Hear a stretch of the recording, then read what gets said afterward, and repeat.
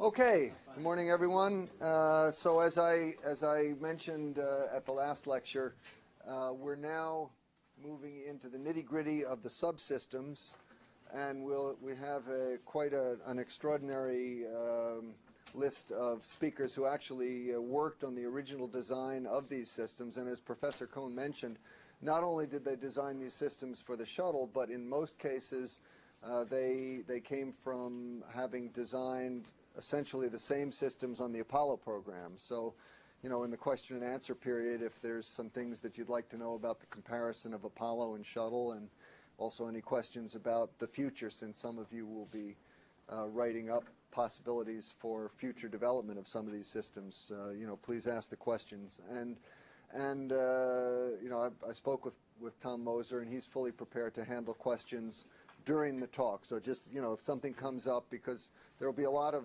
fairly detailed technical stuff, so don't, you know, if there's something that you're not familiar with, you don't understand, or you just have questions about, please ask while the lecture is going on. I want to remind you, we have fairly extensive bios for all the speakers. Rather than take the time in class to read through this, I've posted them all on the class website. So my suggestion is, you know, go to the class website before each class and just see the background of the lecture. We will, Professor Cohn is going to make some personal remarks about, well, whatever it is that you want to say about our speaker. Before we go into that, two things. Tom Moser asked me if we had this book. This actually is my personal copy. I'm going to put it on reserve. We may actually have it in the library as well. I'll check, and I'll make sure that this gets on reserve. This really is a rather complete book. A lot of the material that you've seen, you know, the early design of the shuttle is in here, discussions of subsystems, and then detailed discussions of the individual flights all the way up through the first 100 shuttle flights. So it's a very nice resource, and we'll have it on reserve in the library. The next thing, I believe I have now indications from everybody about what you want to do your paper on. We have two groups doing GN&C. One group doing displays and controls. We had two small groups interested in the propulsion system, and I've asked Brian and I forget the other people. You've gotten together, and okay, so only one person, Dan, I think, indicated an interest in the thermal protection system. If anybody, I know, you know, we've got a lot of people in GN&C. One of you, I think, had actually indicated an interest in thermal protection. You know, I'll leave that up to you. You know, if somebody would like to work on thermal protection with Dan, he's back there and he's available, I guess.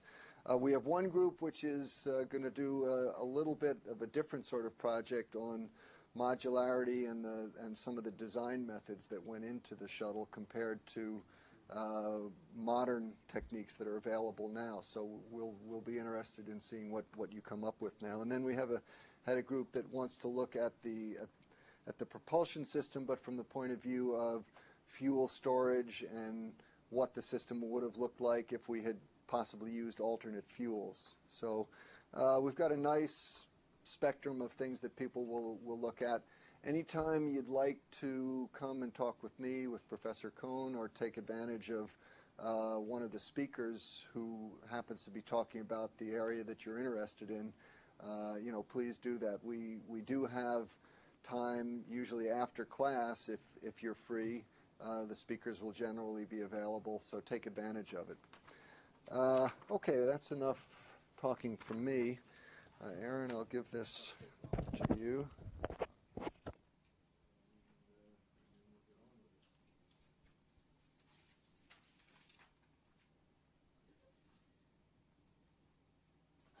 I just have a few personal comments about Mr. Moser. He's going to talk to you today, lecture you today, about the structures on the space shuttle. But Tom, as Jeff mentioned, did the same work on the Apollo program. So we've been with each other. I was manager of the Command and Service Module on Apollo and on the Space Shuttle Orbiter. So Tom and I have been working together for many years, and I've relied very, very heavily on Tom throughout the years. I told a little anecdote the other day, and let me say it again because the person that helped me with it was Tom Moser. During one of the shuttle missions, we were getting ready to come back about 11 o'clock at night. I was getting ready to leave my house to go to the control center, which I live about 10 minutes away. And we were getting ready to make the deorbit burn, and got a call from Rockwell International, Rockwell International, their head of the program there. And he said, Aaron, we just did this test. We took a panel of tiles and we dumped it into a bucket of waterproofing agent, and all the tiles came off. I said, what do you want me to do with that information? I said, they're getting ready to come back, and there's not much I can do about that. You tell me all the tiles are going to come off? He said, no, they're not, because that's not really what we did on the shuttle. I said, well, why did you do that test? That's sort of a dumb test. So I had a decision to make whether I call the people in the control center, like Chris Kraft, and tell them we did this test and all the tiles are going to come off, but we got to come back. So I decided what I would do would call my good colleague Tom Moser. I said, Tom, what should we do? So we talked for a while, and we decided to keep this information to ourselves till after the mission, till after the landing. Turns out it all worked out fine. There were no problems. But my point to you is that's how much I relied on Tom. The other point is you may find yourself in that type of situation someday on a project maybe not associated with that. Tom turned out to be, after the shuttle program, he turned, not the shuttle, not afterwards, he turned out to be my deputy manager in the Orbiter Project Office. Then he went on to become head of engineering at the Johnson Space Center, and then went on to be director of the space station in Washington, D.C., and now is a consultant. So no further ado, let me turn it over to Tom. Let's see, I've got my own, Aaron. One thing I learned to do is have my own mic, because Aaron will keep it. One advantage of having a gray beard, besides some of the folks in the back, is I'm not going to refer to him as Professor Cohen or Professor Hoffman. It's Jeff and Aaron. So it's not out of disrespect. It's just the way that I grew up. So that's okay to do.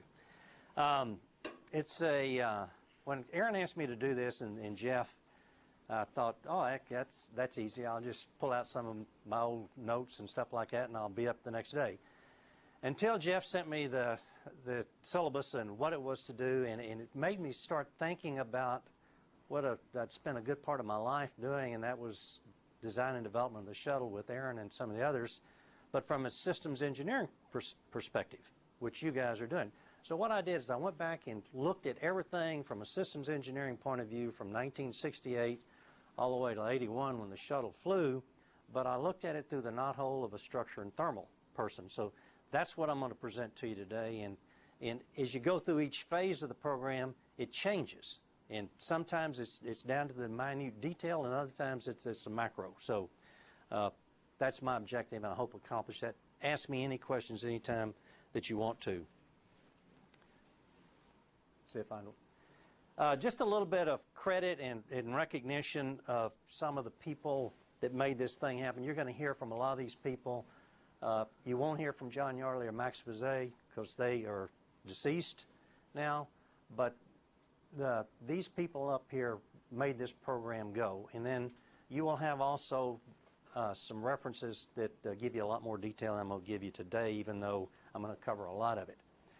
There's one unique thing about a program like this that's complex, and that is the team, the technical team, the management team have to work together and get together. Nobody that's listed, everybody that's listed up there, let me say it differently, everybody that's listed up there stayed on this program from day one. And that is key. I don't think there's been a program since then that's happened. And I think that if people judge the shuttle program as being successful, I think that's a major contribution to that success. Oops, getting ahead of myself. The beginning in '68, when the concept studies began, all the way down through operations, from a structural perspective, what is important at each one of those phases, and its weight and cost and producibility from day one. But then it gets into at the certification phase, at the last part of the program. How are you going to certify this thing? How are you going to prove that it's good for flight? How are you going to prove that the crew is safe? And you have to do it on the ground, so it's a completely different knothole you're looking through and a completely different set of parameters. When I didn't start on Apollo at the beginning like Aaron did. I came on a little bit later, but in this program, I had the good fortune of working on it from sketchpad to launchpad. And that's the way I characterize it. And Aaron didn't know this, but at the end I would have worked for free to complete the program because I was going to see something from beginning to end. And so if you ever had that opportunity to get on the program at the very beginning, I don't care what knothole you're looking at it through, stay on that program if you can, because it is a completely different life at every step along the way. So from the knothole of orbiter structure, I'm going to break this thing into two pieces: orbiter structure and the thermal protection system.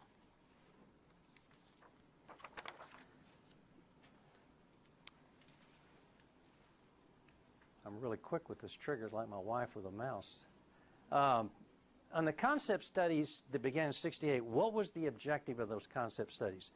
Conceiving, characterizing by qualitative and quantitative concepts that would appear to work. So it was determining really the feasibility of the concepts. When that began, the only requirement in the shuttle program was to have a reusable space transportation system. Get something that goes from Earth to low Earth orbit and back reliably and reusable. There wasn't a requirement on payload size. There wasn't a requirement on number of missions. There wasn't a requirement on any of those things. That's what it was. The variables that we all looked at, though, were budgets, yearly budgets, development costs, operations costs. And you'll see as you go through some of this stuff, and probably some of the stuff that Dale Myers showed you, is development costs. You can spend a lot of money on development and reduce the operations costs, or you can spend a little bit of money on development and have very high operational costs. So there's a trade there. And when you're dealing with budgets that you really don't understand exactly what they are, that's a very important variable. Payload mass and size is important from a structure and thermal standpoint, because it has to do with mass and it has to do with energy that has to be dissipated during reentry. The operational orbits is important. Fully reusable flight systems are partially reusable, and that's a trade on cost and weight. Turnaround time and cross range. Cross range was critical to us at this point because NASA didn't have a requirement for cross range, and that's cross range after you come back into the atmosphere to be able to deviate your normal ballistic trajectory coming back in. But the Air Force thought that they had a requirement, so we had to include that. And looking at then as we got into the next phase of it, looking at what was important now, and from a structural standpoint, is the efficiency of the load path, the weight, the payload size, the aerodynamic surface loading. Now we're beginning to get in and look at what are the wing loads, etc., and how does that manifest itself in weight and in producibility.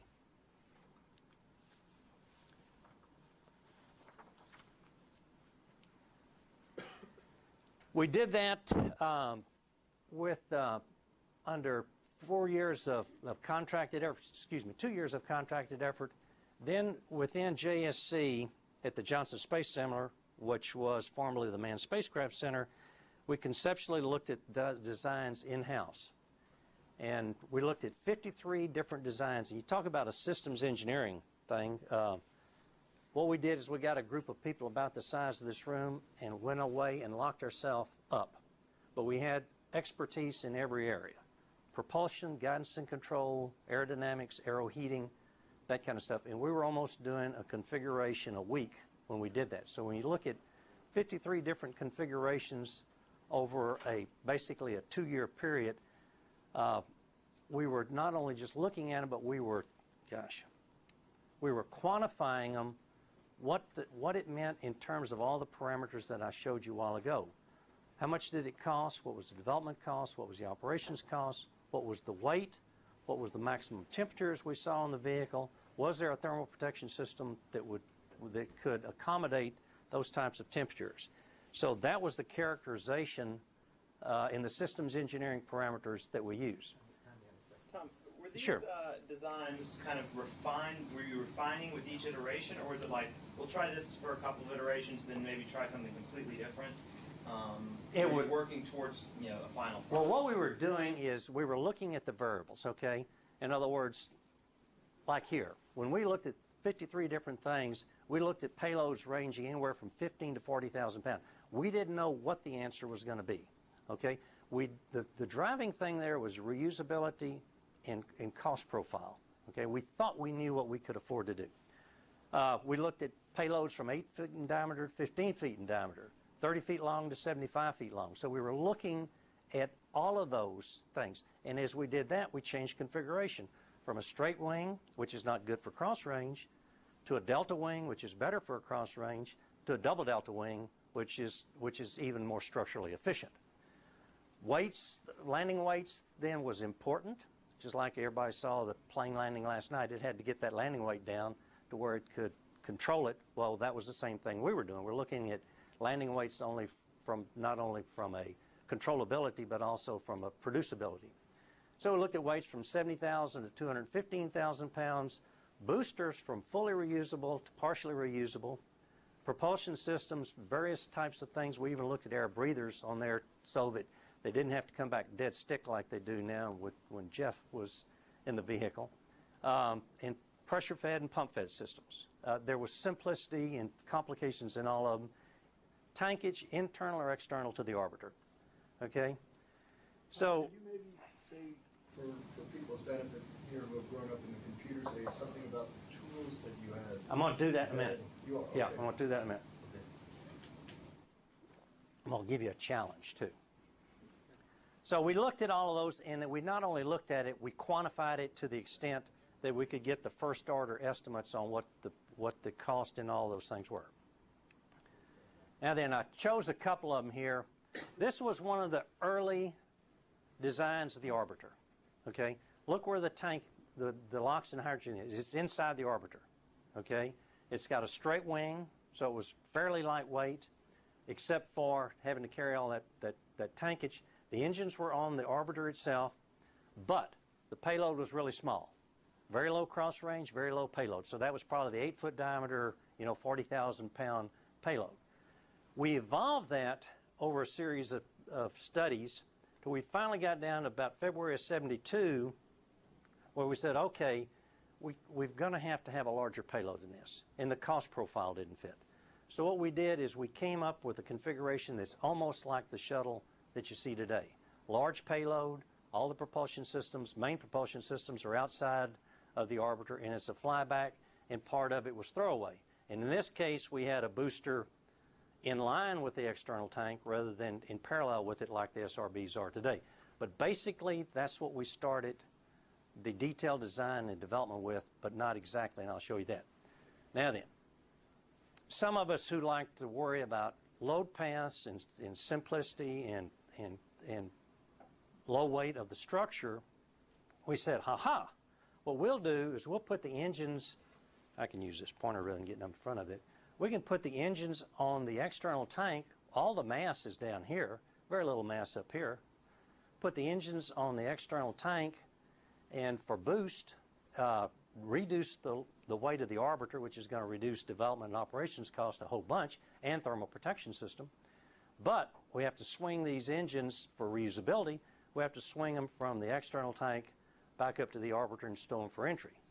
Well, our brethren mechanical engineers, they beat us pretty hard. They beat us black and blue. So anyway, that was a concept that we looked at very late in the program, and that didn't go anywhere, even though Max Faget and I wanted to do it pretty badly.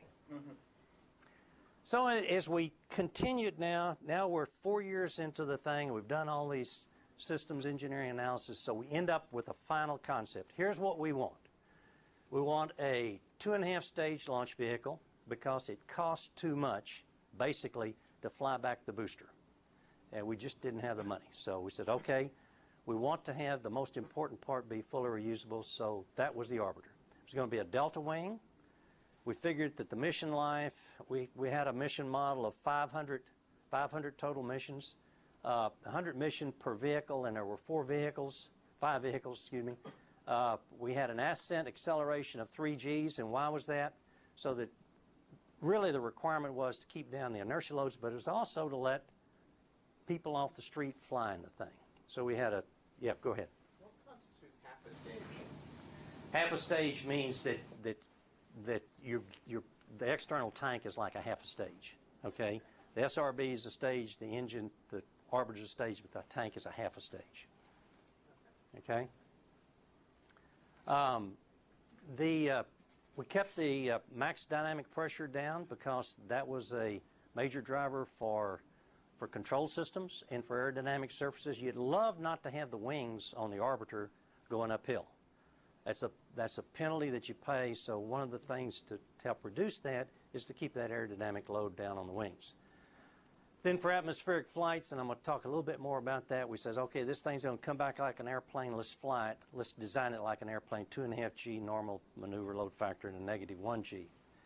A crew of 4 for 1 week, that becomes kind of important because that sized the crew module, that sized a lot of the environmental control systems you'll hear about later, and other things in the life support systems. So without a lot of changes, to show you what the flexibility and capability of this vehicle is, the Arbiter is now flying 7 people for 2 weeks, okay? So it went from 28 man days to 63 man days, basically. And I don't think a lot of people understand what that has done. And there's a lot more robustness in the Arbiter, in the shuttle system, that was not designed into it, but had some inherent capability. And also some of it was a little bit of forethought in the thing.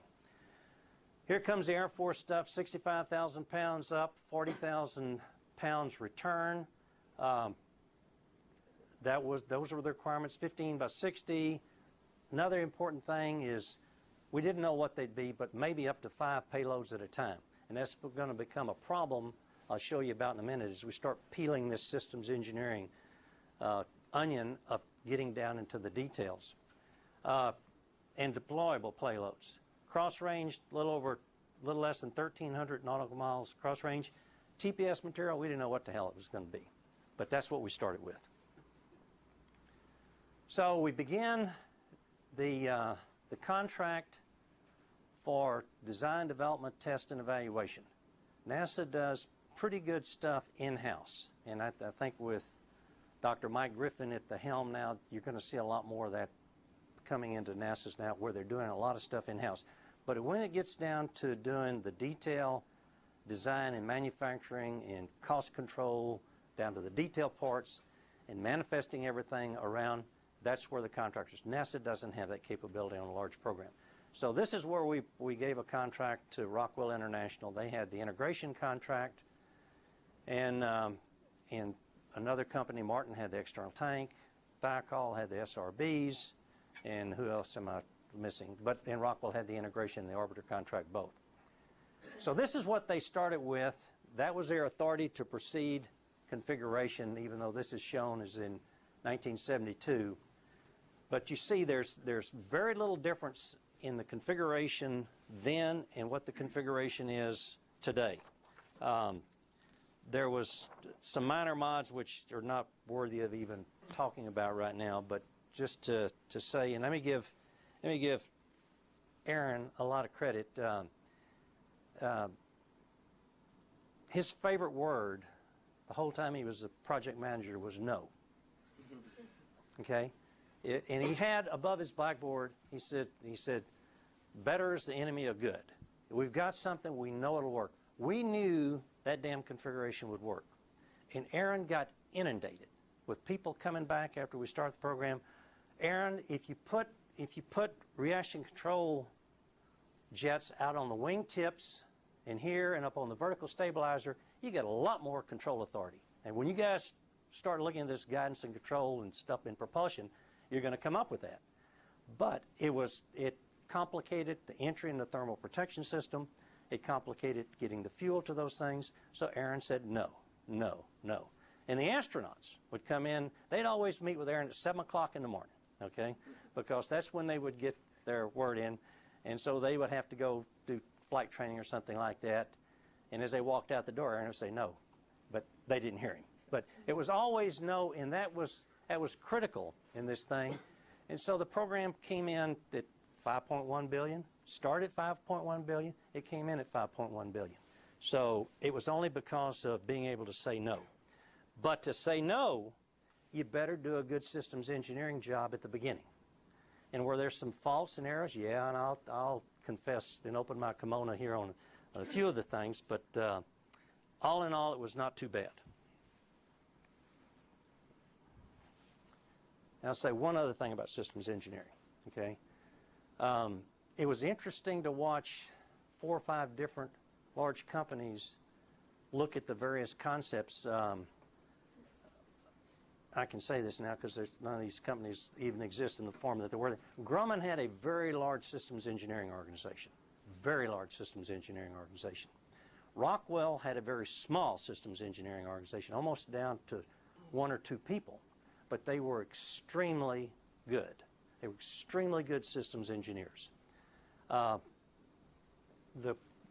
went with Rockwell for a number of reasons.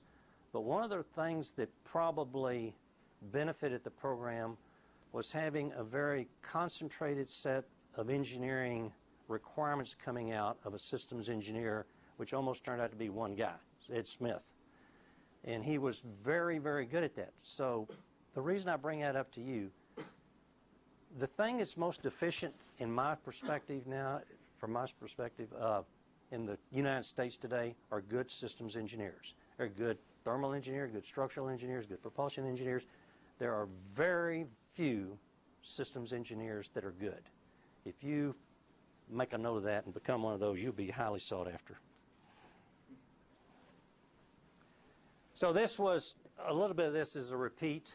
As we went into these requirements, and from a government systems perspective is, now the challenge is to give the contractor the requirements that they need, but don't over-specify the requirements. So we were very careful to say, here are the top level requirements. Don't ask us what the internal loads on the wing are, because we're not going to tell you what that is. That's up for you to decide. And if you want to change something within these constraints, you can change it, but the burden is on you to make everything else right. So that's something that I think the Arbiter did probably better than the external tank. I'll just say it like it is. Tom, you might. Okay. Go ahead. Just wondering, sir, what happened to the Canard configuration with the Delta V? What happened to it?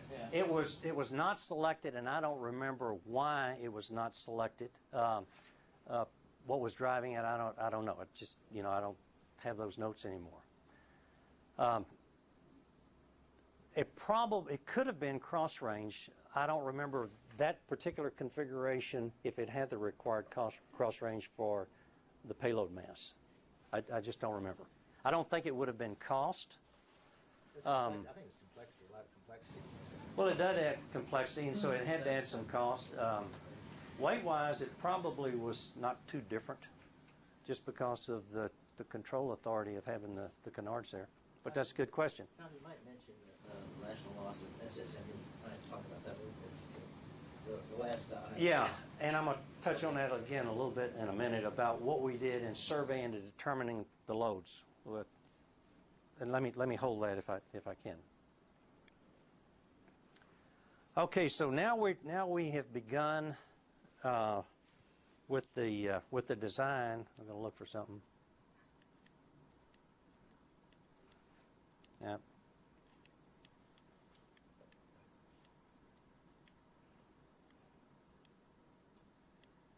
I ask? Sure, go ahead.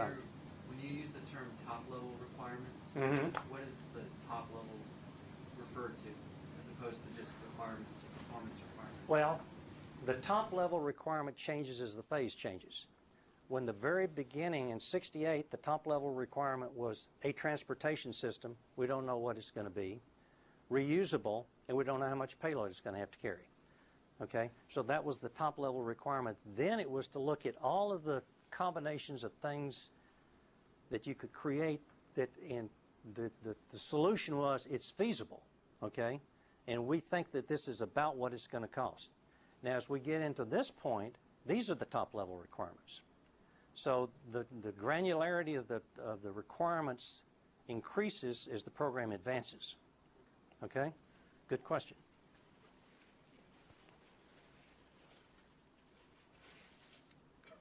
So for the challenges, now I'm going to call it the challenges of beginning this thing. We know what the configuration is, you know what the design life is, da-da-da-da-da-da-da, all that kind of stuff, but we still haven't decided on what the material of the airframe is going to be. We estimated some stuff because we think it could be aluminum or it could be titanium, and this is what it'd be, and it all fits within the right cost and performance envelopes. But let's optimize that from a system standpoint a little bit and see what that is. Some of the challenges in structural design, and I'm going to talk about each one of these things that's listed on here separately. Should the cabin be an integral part of the fuselage, or should it be a pressure vessel floating within the fuselage? Trades to be made. How are we going to account for thermal stress in this? Well, what the hell is thermal stress? You know, Apollo, we didn't care a whole lot about thermal stress. It really wasn't an issue. Not to the extent that a vehicle like this is. It was very sensitive for thermal stress. Compartment venting. Talk more about that. Major structural concept trades to reduce weight, basically. And then how in the hell do we get the design loads on this thing? Okay, from a structural design criteria, we said, well, let's start with 1.5. That's what all airplanes are designed for, so we'll do that. Even though some of the boosters were designed for 1.25, ultimate factor safety. Does everybody know what an ultimate factor safety is? That's the allowable of the material that you decide to use compared to the maximum expected load that you'll ever want to see, 3 sigma kind of loads. And then whatever the margin, whatever the factor is above that, that's the factor of safety. So you simply take the maximum load you can expect to find, multiply it by 1.4, and it better meet what the allowable is. If there's margin in that allowable, then that's called a design margin. So ideally, you'd like to have 0 margin. That still gives you a 40% factor of safety. Everybody with me? Yield, that's classically something that you decide in a material. Well, I want to also have a factor of safety on yield. And we sit around and we ask ourselves, why the hell do we care about that? Only thing you don't want it to do is you don't want it to deform such that it won't operate. So doors won't open, hinges won't work, etc., etc. So we did not impose that on the program of the yield factor safety. We didn't on the Arbiter. The external tank did. And they paid a weight for that because if you put a 1.2 factor safety on yield for some materials, that gives you a lower allowable than an ultimate factor of safety when you're really only interested in ultimate strength. And then we said, okay, thermal stress is going to be important, but we don't want to be so conservative that we let the thermal stress add in such a way that it adds conservatism, but at the same time, we don't want it to count on it if it's relieving when we can't really rely on it to be there, so that it's decreasing from the stress perspective point of view. Scatter factor of 4 on life for 100 missions. What's the scatter factor? Scatter factor just means a factor of 4. If it's, you know, if you have 10,000 cycles at 20,000 psi stress, then you have to certify it for 40,000 cycles. Okay, so typically, most airplanes you fly around on, they have a design life of about 20,000 flight hours. I think that's about the right thing. So they're fatigue tested to 80,000 flight hours to make sure that they have that kind of factor on life. And then we said, okay, well, this thing's going to be used a lot. We've never looked at that before, so we'll arbitrarily say we'll use a 1.2 factor at the end of life for ultimate. And then the materials, these are just classical engineering material allowables that everybody uses today. Now, a lot of people have mentioned lately, as we were thinking of the end of life of the shuttle, that although it was designed for 100 missions, I guess it was always assumed that those 100 missions would be flown over the course of just a few years. And so I think it's true that you were more concerned with stress, the long-term effects of stress than things like weathering or, being exposed to salt air over 20 years, that sort Well, of thing. you hit a very key point, and you're exactly right. Turns out 100 missions wasn't really designing anything. I mean, it could have, well, as a matter of fact, it didn't. Okay, I don't know of anything 100 missions designed as far as cyclic stress, high cycle, low stress fatigue, or low cycle, high stress. It didn't. But the environment sitting around or the life of the material exposed has. The leading edge turned out to be, there is a degradation in the strength of the leading edge material, the carbon-carbon material, because of being exposed to the conditions it is.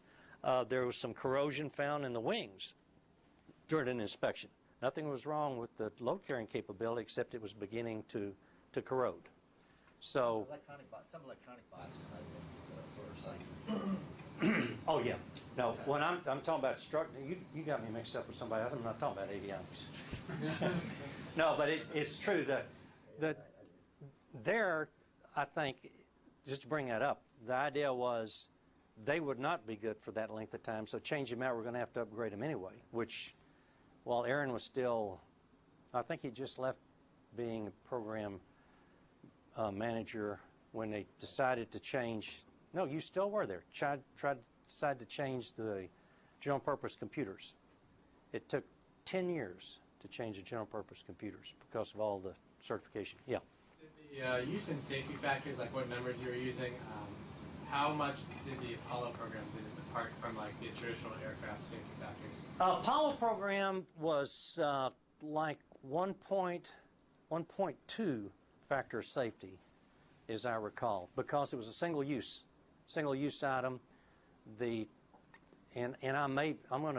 gonna take the opportunity to go back and verify that, but I think that was right for some conditions, and it could have been 1.5 on others. I know on pressure alone, it was 1.5 psi. So you say, well, why was it different for pressure than it was for others? Because there's some historical data there that NASA had that said that was the right thing to use. But that's a good question. Now you've caught me. I can't remember. I can remember on the boosters it was 1.25, but on the command module itself, let me retract that. It was probably 1.5. It was 1.5, not 1.25 on the boosters and 1.5 on the crewed part of the vehicle. So when we said, okay, one of the challenges that we had here was to establish a criteria. These were our objectives, is to assure that there was a realistic stress that we were putting in the vehicle, that we weren't being overly conservative with it. We were not reducing the stress because of thermal gradients, and then we were incorporating the classical pressure-induced stress. And now what was the details of that? Here was the details. Pardon me. We came up with this algorithm that says, okay, we will use a factor of 1.4 on all external loads, because that's aerodynamic loads, inertial loads, and so forth. We'll use a factor of 1.4 on the thermally induced loads, if you will. They're really thermally induced strains and stress. We'll use 1.4 factor on that if it's additive to the mechanical, but if it's subtractive, we'll only use 1 because we probably won't reach the maximum thermal condition, so you can't rely on that. On pressure, we used 1.4 unless it was pressure alone, and then we used 1.5. But the whole thing is we would never have less than 1.4 of the total combined load. So that's what we did. And so why in the hell did you do that? Why did you have to go to that kind of detail? The reason being is because you probably had about 30,000 stress engineers working on the program.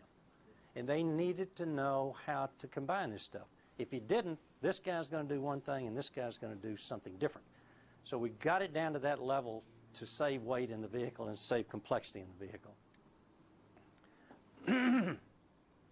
Well, we says, okay, we have our criteria set now. Let me give one more story on margins of safety.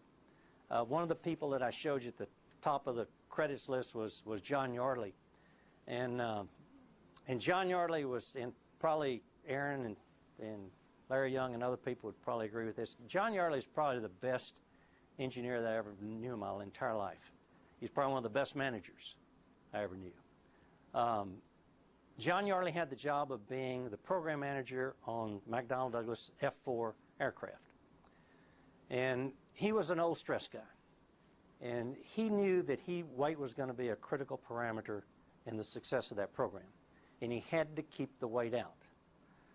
So what he did on that previous slide where I showed you the stress criteria and make sure that you have a zero margin of safety with a factor 1.4, he told all the stress engineers, because they all worked for him, design to a negative 10%, which means if you really do your job right, this thing is not going to be able to reach ultimate load. It's going to break. But he also knew that they were probably conservative, because he were one of those guys. And he also had in his hip pocket, if he's wrong, he would find out, because he had the opportunity to do an ultimate load test on the airframe. Turns out, did the ultimate load test, it passed the ultimate load capability, and he saved a bunch of weight in the airplane, which made it a very successful airplane. So sometimes from a, from a systems perspective, it's what you learn in the details or in the trenches as you're coming up and being able to apply it. Same way that Aaron did a lot of stuff as he was managing the program. On the airframe, we looked at a lot of different structural materials. We looked at a lot of different TPS materials, and some of the parameters that were coming out in there was not only strength of the material, but how much heat sink there was, because you were having to rely on that to keep the weights down.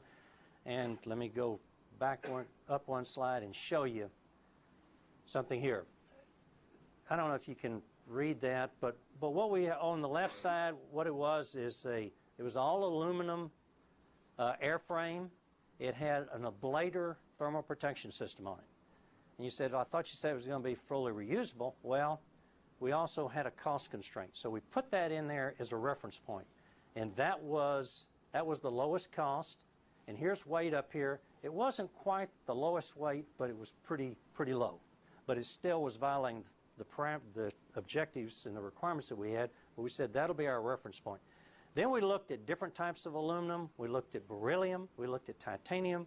We looked at the thermal protection system on a beryllium substrate. Every kind of combination you could think of. The interesting thing was, look where the weights were staying. They were all staying within the 60 to 80,000 pound total weight envelope. So what was happening is we were decreasing the thermal protection system thickness. If we were using titanium, which we could operate to 600 degrees, the TPS weight was going down, but the titanium was not as good a heat sink as aluminum, okay, even though we're working it to a higher temperature. And it turned out that the combination of TPS plus structure was pretty much a constant. It says, okay, that simplifies I'm oversimplifying it, but that's basically what it was. And you can see where the cost was. This I'm going to learn to use this pointer. This is a beryllium titanium. The cost was way out of whack compared to everything else. So we said, well, we're not going to do that. And there was some other exotic materials over here for hot structures and all. So we said, let's now decide what this airframe material is going to be. It's going to either be aluminum or titanium. In total weight, total cost, it doesn't make any difference. Okay? They're about the same.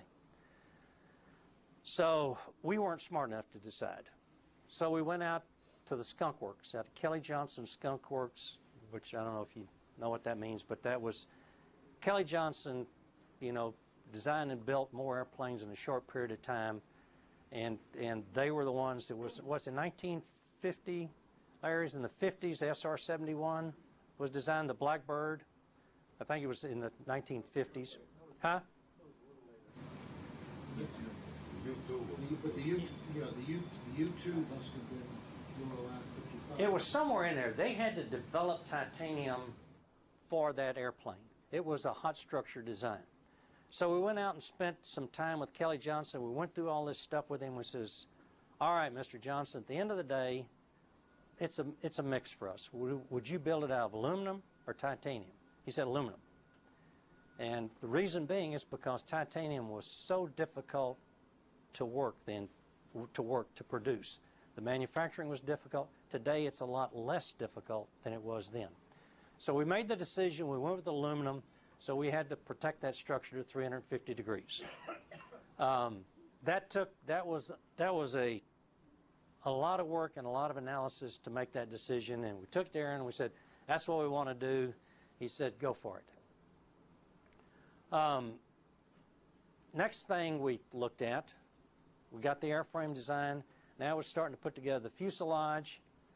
We says, okay, we can put this crew cabin as part of an integral part of the fuselage, or we can make it a separate pressure vessel inside. Went through the trades on this, and we came up with, here's some of the discrete advantages. It's a pretty simple pressure vessel when you don't have any inertia loads except the mass that's inside of the crew module itself. There's a discrete attachment between the crew module and the forward fuselage, which means you could start the design and construction of these two things in parallel. And simple interfaces are important. Somebody mentioned modularity. It's probably modularity in some of the analytical tools, but modularity where you're putting things together, interfaces, simple interfaces where you're putting things together is extremely important. So this created a very simple interface for us. Also, we didn't have a lot of heat transfer to the crew module. It was easy to control the environment within the crew module. And we designed it out of a material, a 2219 aluminum, which had an inherent advantage of, if it gets a crack, the crack doesn't grow catastrophically under the operating stress before it starts leaking a lot. Well, that's good, because from a crew safety standpoint, you know that if the seals are working and it's still leaking, you've got a crack in that pressure vessel, but it's not going to be a crack that's going to propagate to be an ultimate failure. Catastrophic failure, I should say. So we chose the floating design. When I talked a while ago about the crew of 7 in 2 weeks now compared to 4 for 7 days, back in 72 we said, we don't know what the requirements are going to be, but let's make this thing robust as we can without penalizing ourselves weight-wise. So we went back to Apollo. We said, what was all the densities in the command module for the crew module? We figured out a density and a volume. We said, okay, that'll be our baseline. So that's what we came up with. Well, for another 50 pounds of weight, we could increase the carrying capability of the crew module by about 500 pounds. So that was a good trade at that time. So we did it. We just said, okay, we're going to design this thing, instead of for 25,000 pounds, we'll design it for 30,000 pounds of payload carrying capability within the crew module. Turned out to be a good decision. We weren't smart enough to know operationally we'll need larger crews for a longer period of time, but that helped us out a lot. We probably also ought to mention, when you look at the structure of the crew cabin, in both of the shuttle disasters, the Challenger and Columbia, we have every indication that the crew cabin actually survived the breakup of the orbiter. So it really was an excellent structure. I'm glad you brought that up. As a matter of fact, I had a note here that I didn't bring up myself. But Jeff is exactly right that's what it did. But it was never designed to be a crew escape module. Okay, it had some inherent capabilities. Probably could survive some things that it couldn't had it been part of the fuselage, okay, different flight regimes, so it had that inherent capability, but it was never designed. I know there was a lot of talk after Challenger that, had that, looked like that it would have survived all the way, but it wouldn't have. It had never made it all the way, but it would have under a lot of conditions. Okay, so we said, all right, Apollo didn't have a lot of thermal stress issues. but we know this vehicle, we've skinnied this thing down weight-wise as much as we can, to the extent that the thermal gradients between any two different pieces of structure where they were different materials or different masses is going to cause a thermal gradient. And thermal gradient causes thermal stresses. And you'll see in a minute that was not only important to stress, but it's important to all these tiles we were sticking on the outside of this thing. So we said, we have to look at every one of these thermal gradients, and we have to understand what that induced stress is. Because we had an indication it was going to probably contribute about 30% of the total stress in the vehicle was going to be from thermal stresses at different flight regimes. So we said, okay, Kelly Johnson helped us out pretty well, deciding on aluminum and titanium. Why don't we just fix this thing? We'll design around all thermal stress. We'll put stress relief in it, like expansion joints along the sidewalk. We'll do all these kinds of cute things, and we'll simplify the heck out of this. As a matter of fact, the SR-71, the Blackbird, it had huge thermal stress problems. So the wing on an SR-71, normally the skin carries a lot of the wing bending. Not true on an SR-71. It's corrugated skin, so it can expand and contract. All the wing bending is carried in the spar caps, the frames that go out the entire wing, in the caps itself. So they paid a penalty, but they avoided the thermal stress issue. So we said, okay, we'll be smart with that. We'll go talk to the SR-71 guys, and we'll go talk to the Concorde. The Concorde was an airplane that had high thermal stress, even though it wasn't that high. Temperatures, like I think it was reaching 500 or 600 degrees outside, but it was moving fuel around all over the vehicle. So when it moved this high mass of fuel from one part of the vehicle to the other, it was creating big thermal stresses. So they knew what to do. They designed in stress relief at these high points. It bit them every time they did it. They had fatigue failures. Every time they did that, they finally gave up. They said, just accommodate it. So we said, okay, we'll do that. Now then, we decided on that criteria. We're going to account for thermal stress, but how can we do it? We don't have a 3D model that we can apply mechanical loads to, I'll call aero loads mechanical loads, and temperature distribution. A finite element model didn't exist. We had a finite element model that had 50,000 degrees of freedom, but we didn't have a computing capability to put combined thermal and mechanical loads on there at the same time to be able to decide how to size the structure. So we said, all right, now we got a problem. What the hell are we going to do about that? So what we did is we looked at what were the conditions causing the thermal stress during it. Going uphill thermal stress is not an issue. It's all coming back in the entry phase. We knew we had initial conditions that were going to primarily be the cause of it. Coming back with where the vehicle's been sitting at top sun for a long time, bottom sun for a long time, side sun for a long time.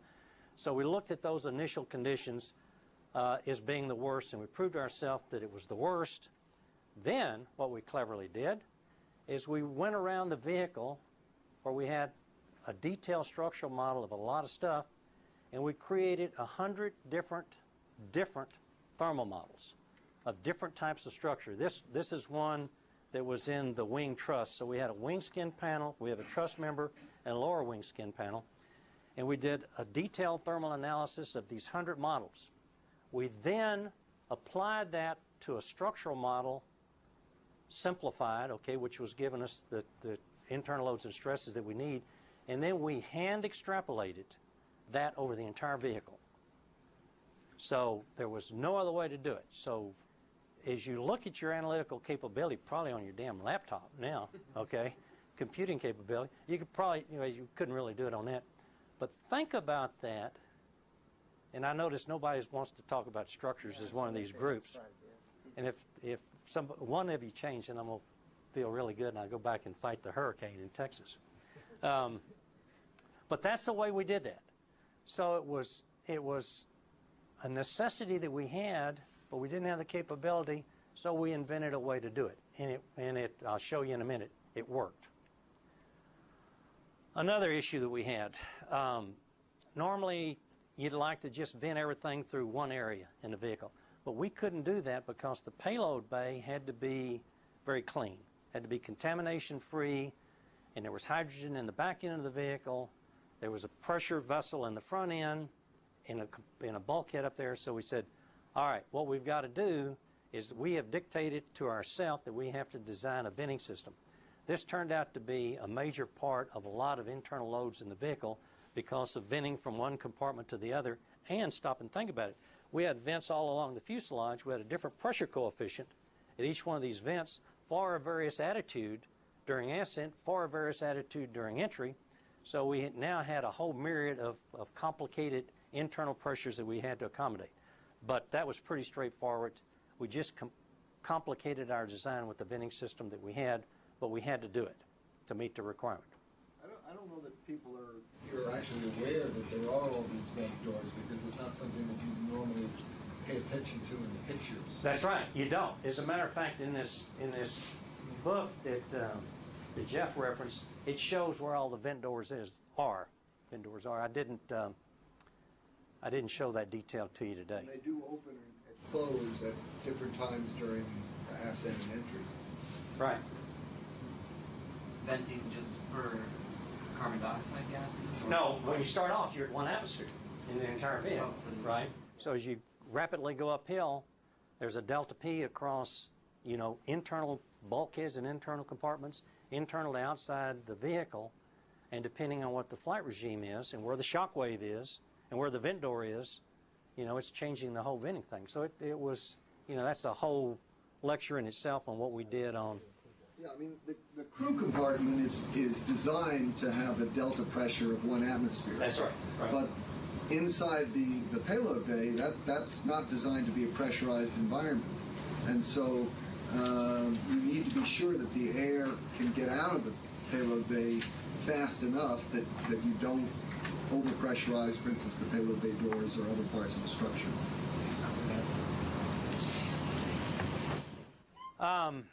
There were some other trades that we had to make. Let me skip forward and so you can better understand this.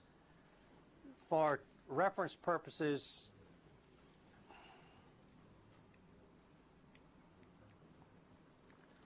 main engines are here, 1.5 million pounds of thrust coming into this part of the vehicle.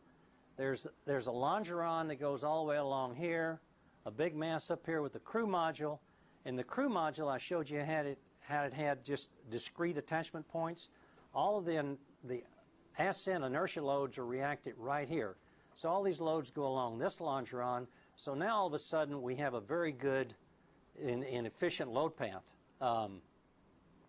The wing right here, this is a primary load carrying member of the wing. That's a spar, and it ties into this big bulkhead, which is right here. So when Jeff talks about the pressure differential, the pressure across that huge, don't forget this thing is 15 feet in diameter here, so you can imagine the total loads you have on that with a couple of PSI delta P. It's big. So that was a significant part of the driving stresses in that. Another point I want to make about this is, well, I talked about simple interfaces between, why is this thing not working? Between the crew module and the forward fuselage with bolted attachments. We had a simple interface between the wing and the mid-fuselage, a simple interface between the mid-fuselage and the aft fuselage, same thing with the vertical stabilizer and the aft fuselage and these orbital maneuvering propulsion system. So that was important from a structural point of view to be able to modularize and analyze these things, but it was also important because 4 different contractors built all these parts. So they had to have an interface that they could not only design and analyze to, that they could physically attach to.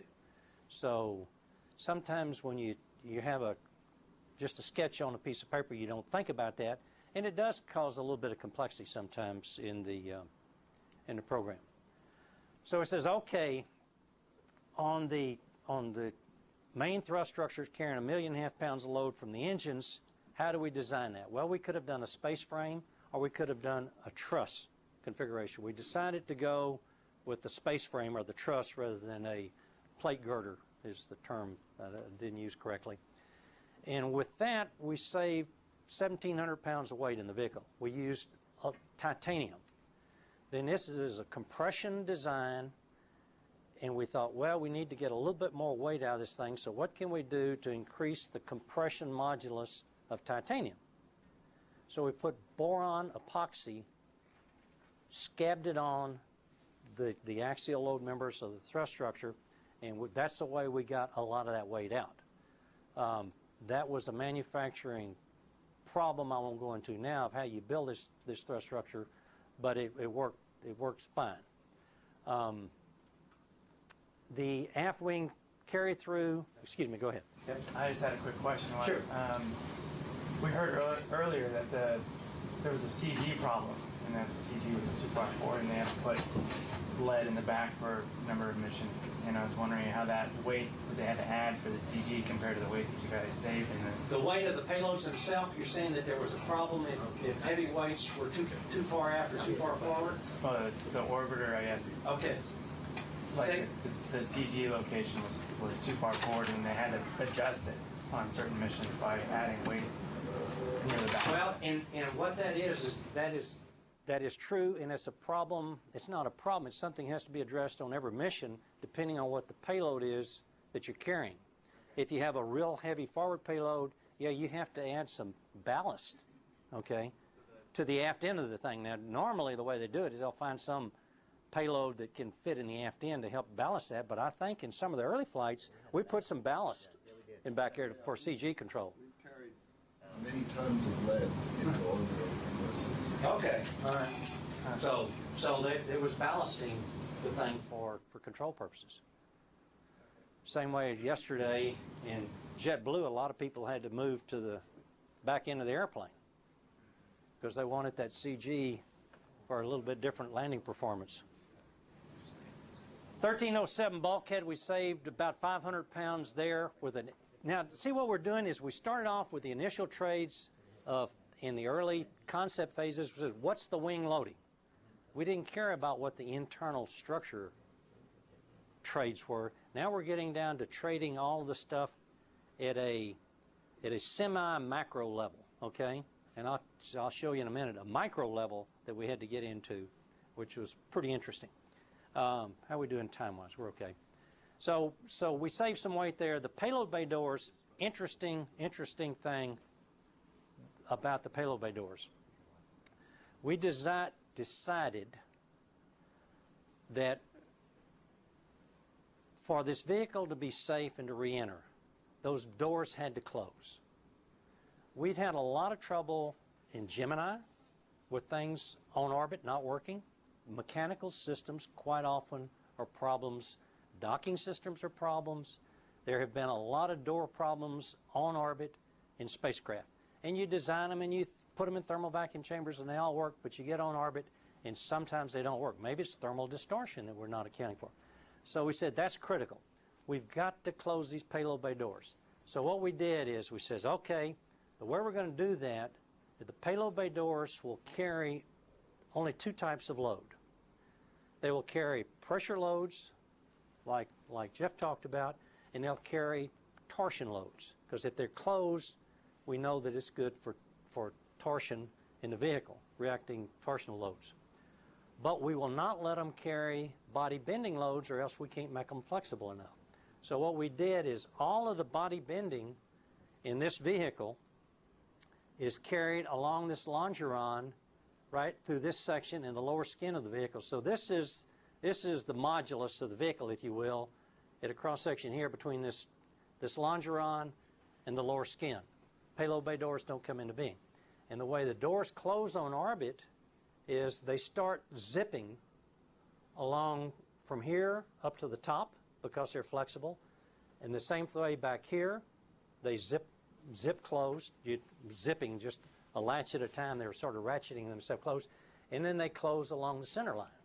So there's never been a problem with payload bay door closures on orbit. So it was, something we decided to add to the design. We could have made the vehicle lighter had we not done that, but we'd also complicated the safety of the vehicle if we'd have done it.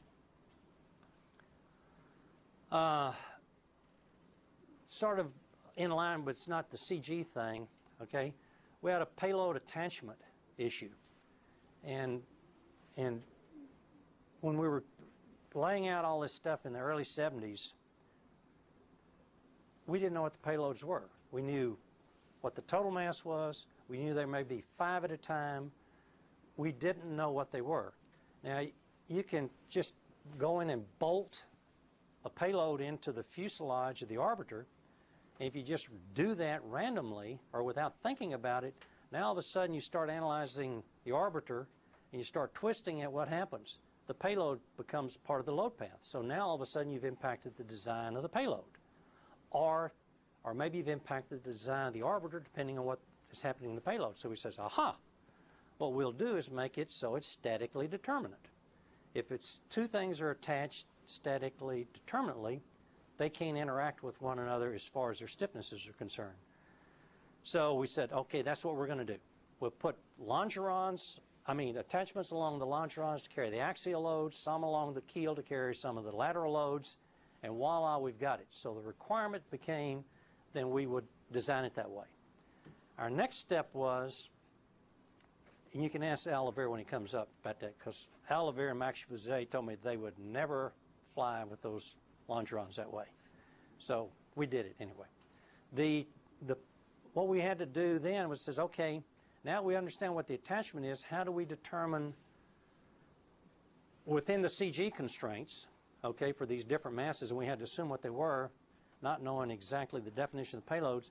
We did a Monte Carlo analysis, 10 million cases of combined payloads, CG locations, numbers of payloads, forward, aft, all that.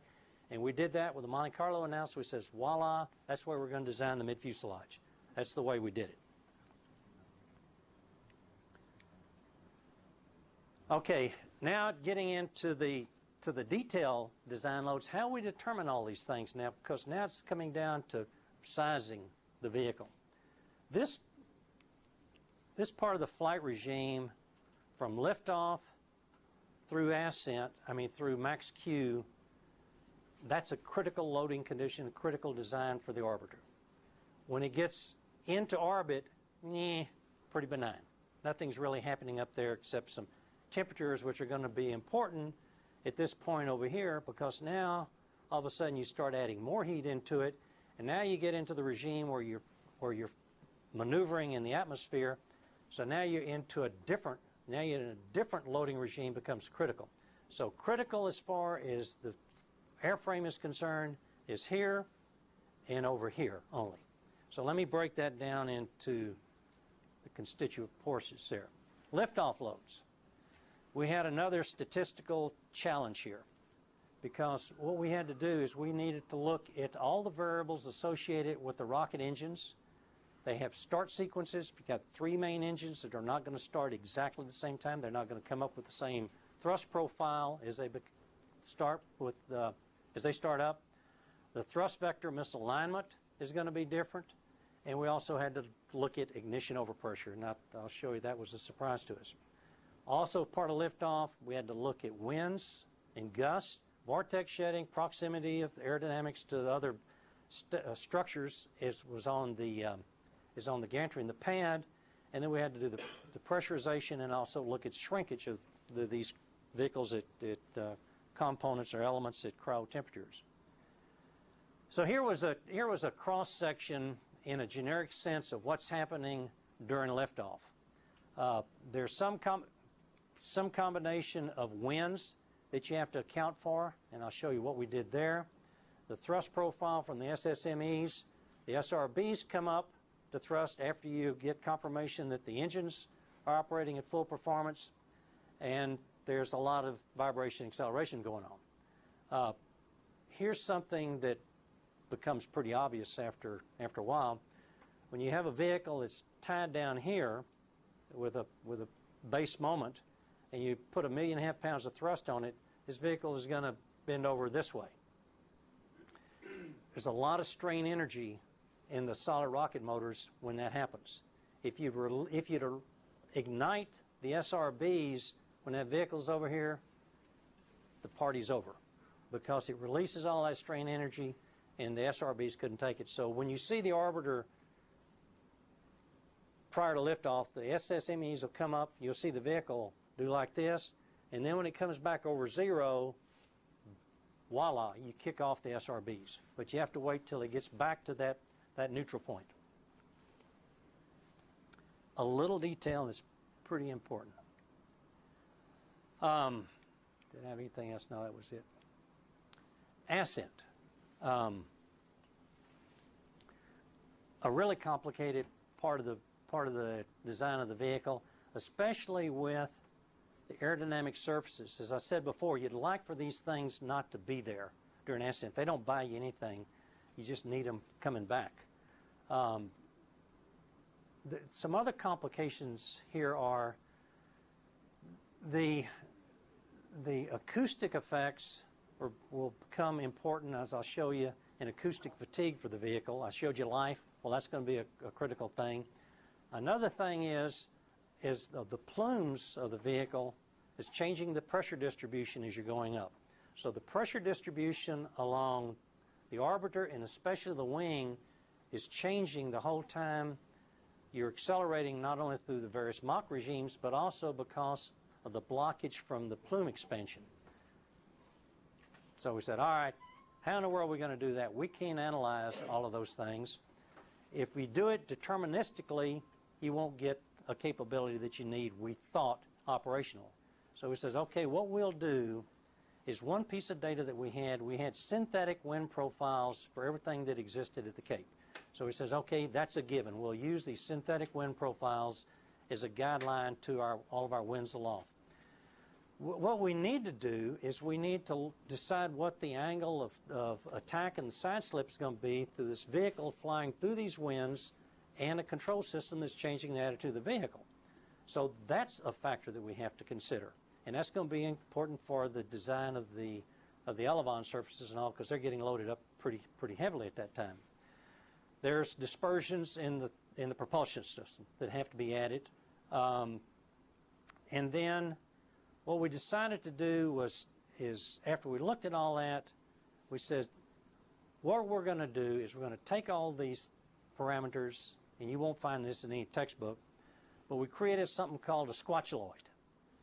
And I forgot to look up what squatchuloid means. It must be a Greek term that was really good. But what we did is we flew the vehicle through different Mach numbers, okay?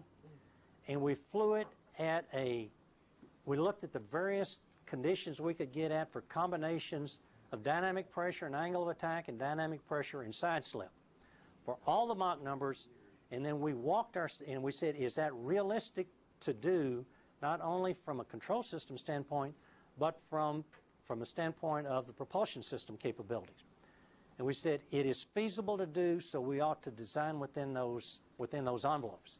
So what we did is we walked our way around all of these external points with pressure and inertia loads and everything else, and we looked at the structural model that we had simplified, and we said we found the points that were critical for the vertical stabilizer, for the outboard elevon, et cetera, et cetera, et cetera, and that's the way we designed the vehicle for ascent loads.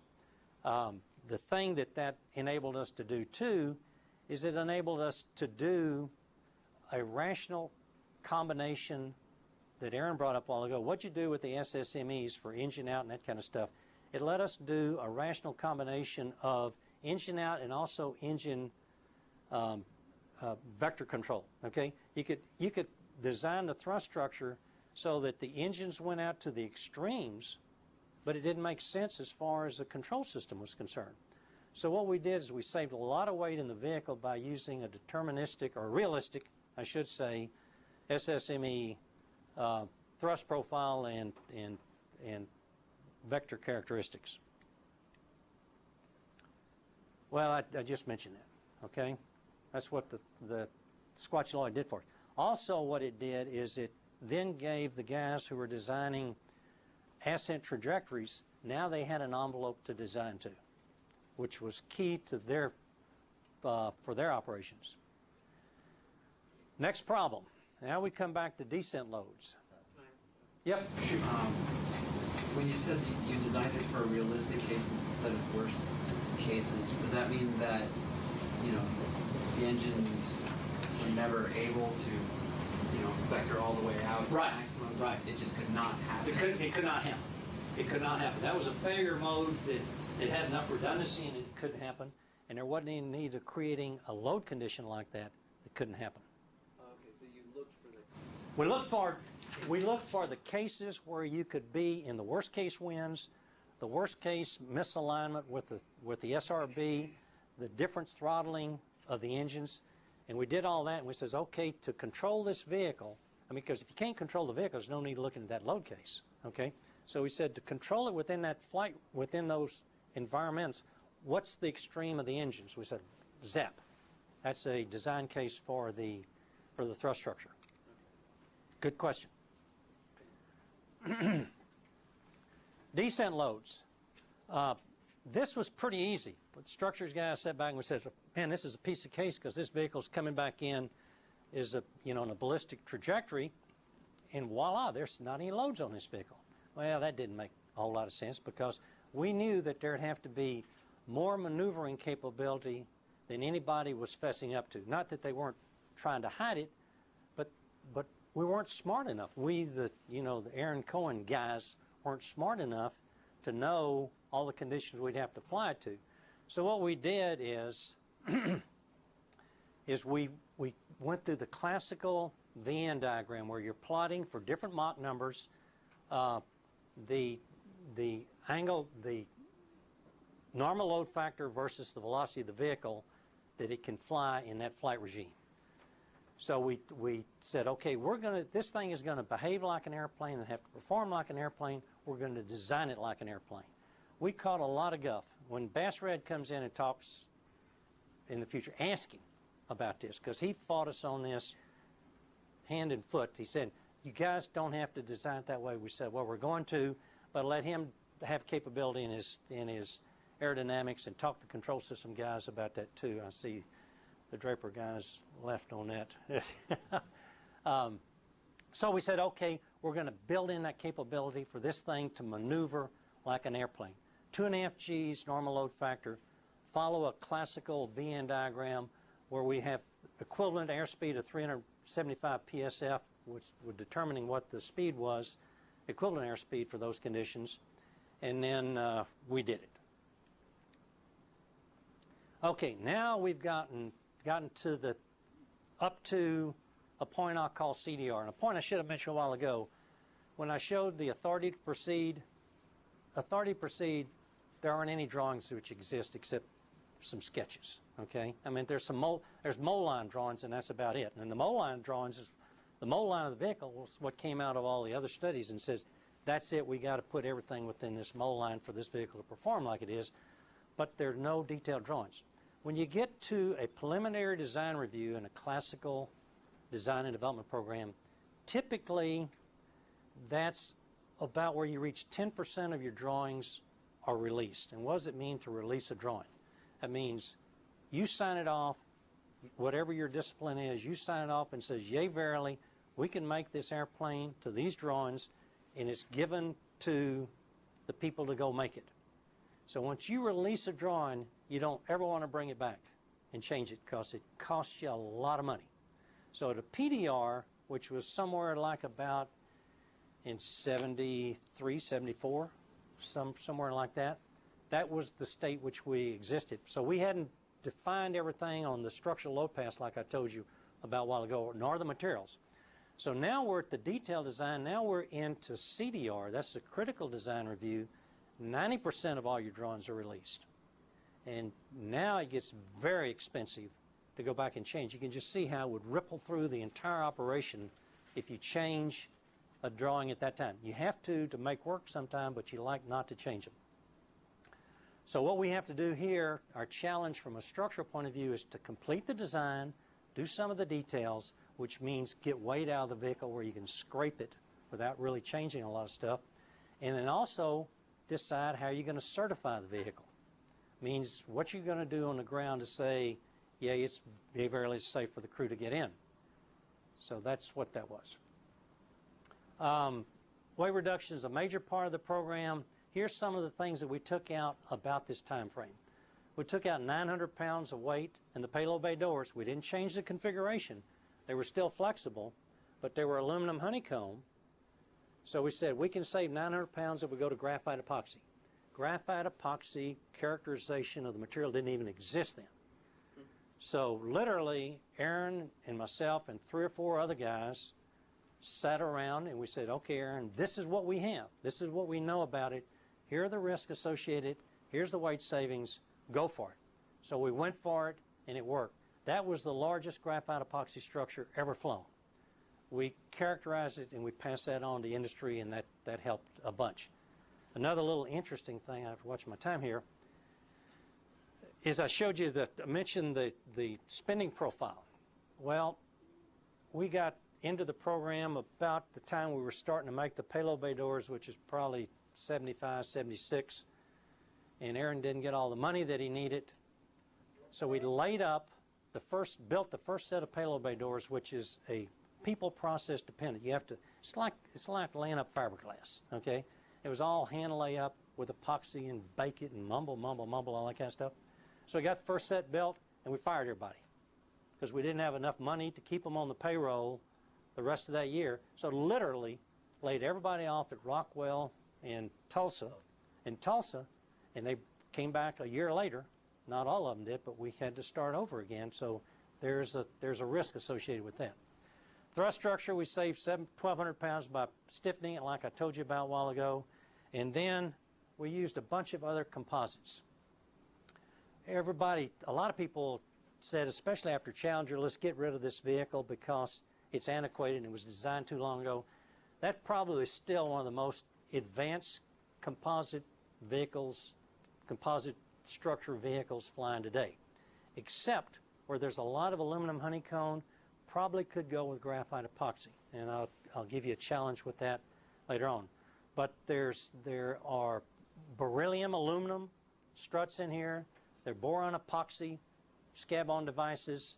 There's graphite epoxy all over the vehicle. Not all over the vehicle, in a lot of places in the vehicle. So the vehicle has got a lot of composites, and we stretched to be able to do that.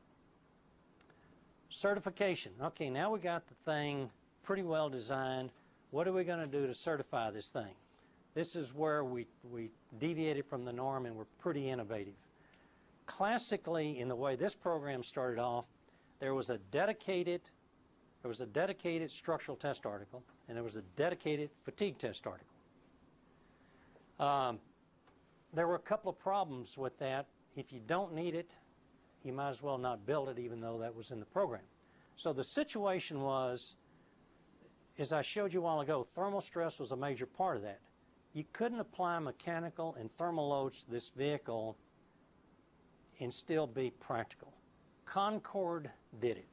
The way the Concorde was designed and certified, they applied mechanical loads in an environment which they could induce the temperature by convective heating on that vehicle, and it took them like 3 years to test the vehicle. And it was extremely expensive. It was a big jobs program for Great Britain and France and some of the others. But we decided we couldn't afford to do that. So we were going to have to figure out how else to do it. Beside that, Aaron had a $100 million problem that year. So it says, what can you old structures weenies help us do? So we said, okay, what we'll do is we think we can do this. We will take an airframe and we'll apply 110% of the limit mechanical loads only to it. And that doesn't certify anything. And then we will put strain gauges all over this vehicle, and we will pre-predict what the strain response is going to be for 3,000 points on the vehicle. If we can pre-predict what the strain response is for applying a bunch of different loads, then what we'll do is we know how to analyze the vehicle. That proves we know how to analyze it. Okay? We can extrapolate to 140% to our ultimate load capability for mechanical, and we'll add the thermal stress to it analytically. So we did that. And then we refurbished the vehicle, and that became Challenger. So the test article is going to cost $100 million. So we said, okay, we don't need it. We'll use it for a flight airframe, and Aaron gave us a little ceramic eagle. for doing it. So don't anybody expect A's out of this deal if Aaron has anything to do with it. There it was. This, you know, we applied 1.5 million pounds of load at the back end. We applied we concentrated through loading fixtures, loads on the wings, the fuselage, put pressure differential at various points in the vehicle, and we did exactly what I said. Fatigue life. Mechanical fatigue was not a problem. Acoustic fatigue was an issue because we had some really lightweight structures and really high acoustic levels. You can't see it here, but it was like 156, 165 dB around the base end of the thing, lower levels on other portions. So we said, how are we going to do that? So we came up with a different way to do it. We said, what we will do is we'll go around the vehicle and we will identify characteristic structure.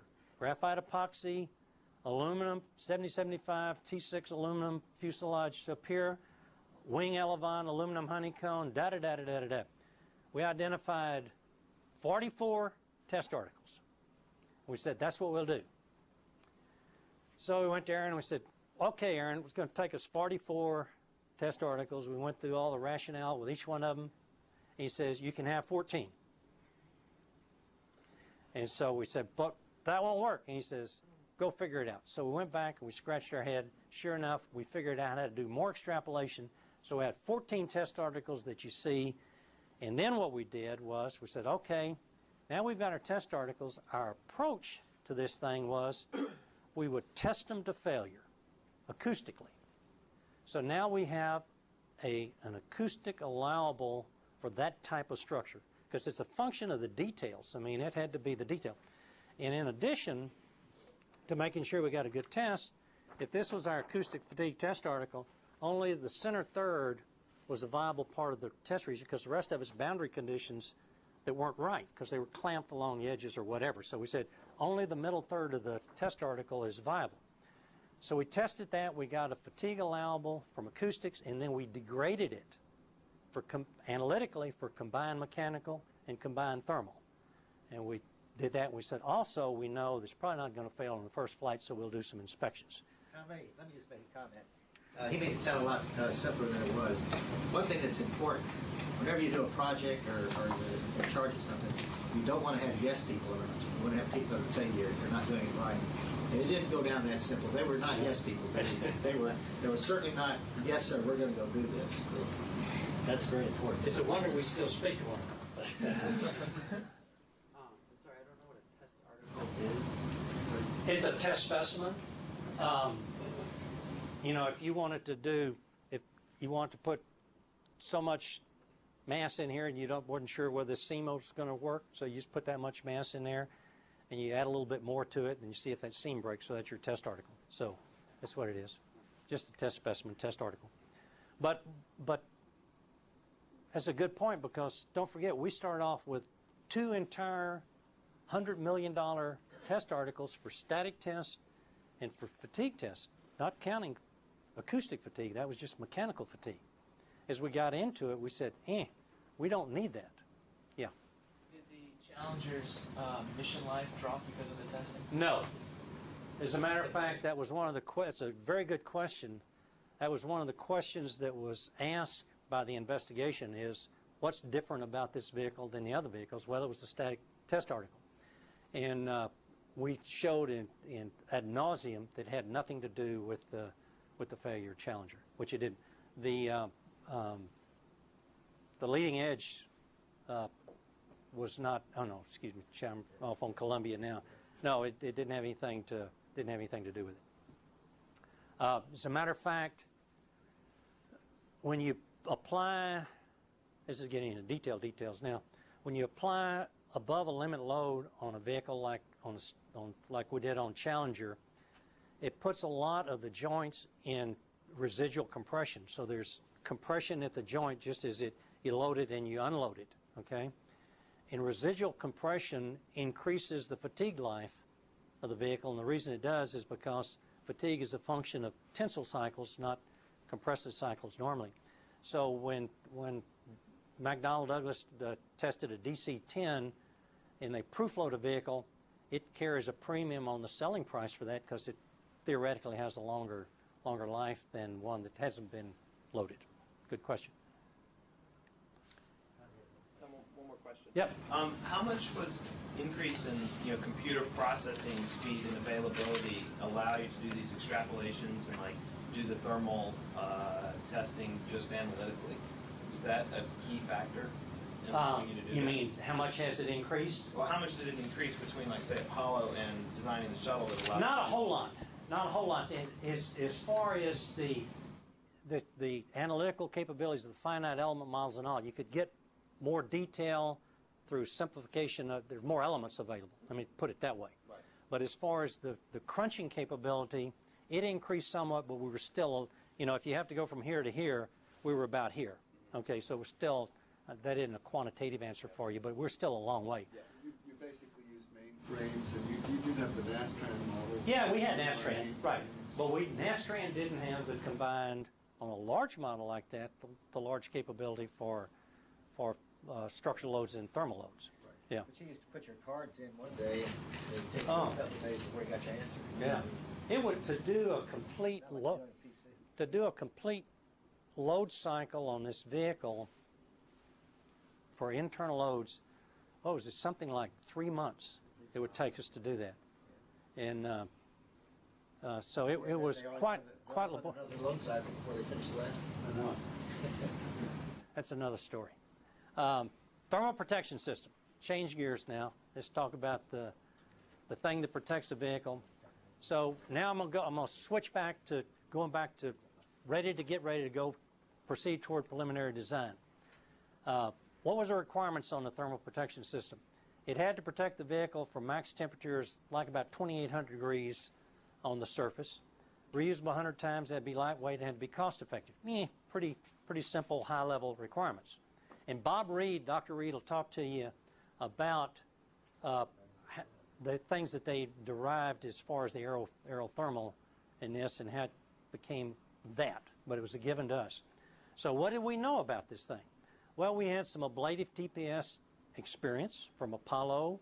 Jim and I had some metallic TPS on it, primarily Rene 41 and some other exotic materials. Mercury had an ablative TPS, but they weren't reusable.